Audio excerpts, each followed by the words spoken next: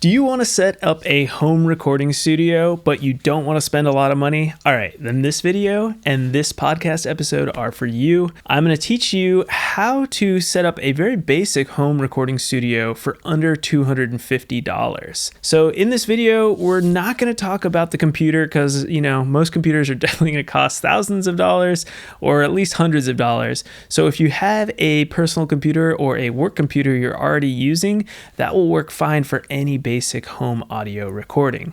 Also, I'm not going to talk about speakers because you can use any set of speakers that you already have, or you can use any set of headphones that you already have. You can actually monitor through your computer or monitor through the interface that I'm going to talk about here. So now that we got that out of the way, I want to say that I also have a free single release checklist. So if you're releasing a new song and you need some help along the way, this is a 6-week checklist that will help you with every step of the process, going through each week exactly what you need to do. To download that, you can just go to elevatedmusic.co and click on download the checklist.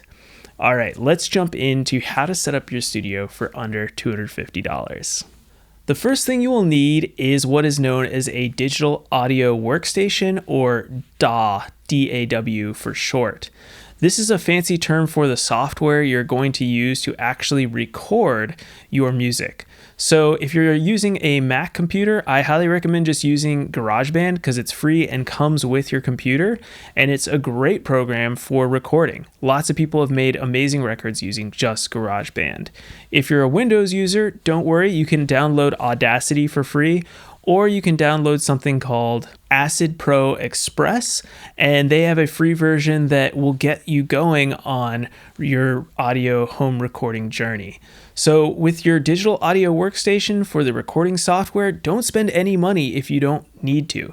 When you're starting out, these free versions will do just fine for recording a couple of tracks and getting the basics. Next, you will need an audio interface. The audio interface is the device that you plug in your microphone or your instrument that then will convert that sound into your computer and make it digital. And this allows you to record something into your computer. Without an audio interface, there's really no way that you can record into your computer. So I highly recommend getting an audio interface. And there's one that I have used in the past, which is the Scarlett Solo. They have the 3rd generation right now.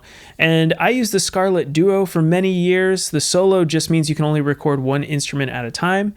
But it's a very affordable option. It comes in at just $110.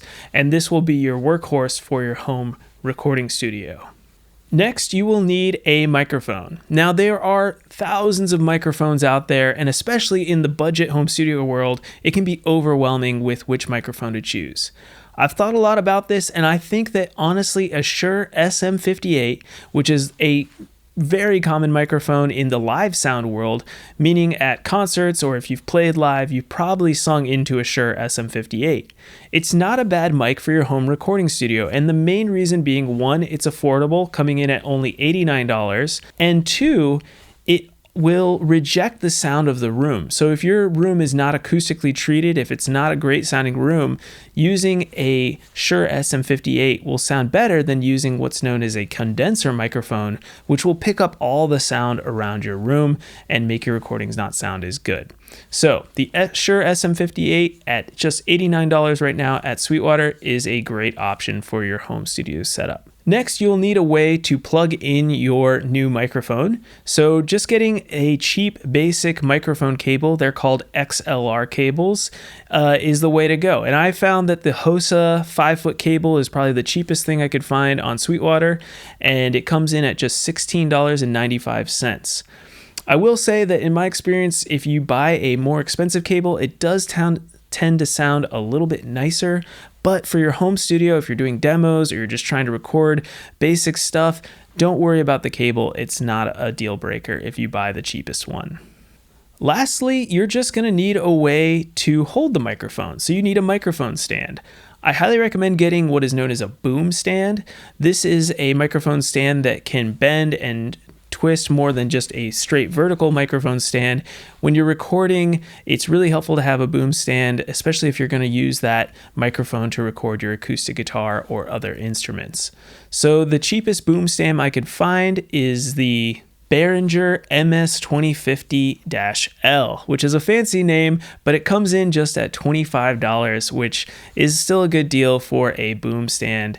And this will hopefully last throughout your entire home recording studio journey. So this is an investment that you can make towards your future home studio. So in the end, the total amount you're going to spend to get the studio I just mentioned is $240.95. So just under $250. Yes, there might be some tax or shipping costs, but for the general priced out studio, it will be very affordable. If you want to save even more money, I highly recommend going to a website called reverb.com where you can buy used audio gear. It's really professional, great, and I've used it before myself.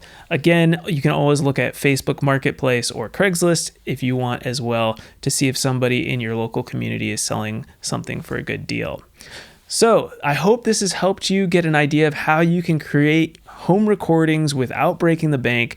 If you're a singer-songwriter or an artist, this is a great way to demo your songs, get something a little higher quality than just a voice memo on your phone. Again, if you're releasing a single soon, I have that free single release checklist. You can download that at elevatedmusic.co and begin releasing your songs so that you know exactly what to do every step of the way and gain more fans and grow your music career at the same time.